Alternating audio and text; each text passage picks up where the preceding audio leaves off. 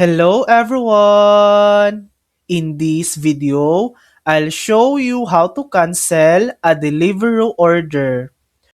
First, open the Deliveroo app and make sure you're logged in.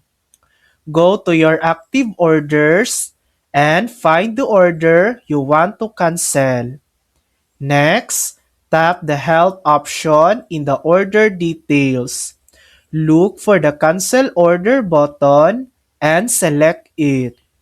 You may be asked to confirm your cancellation or provide a reason. Go ahead and do so.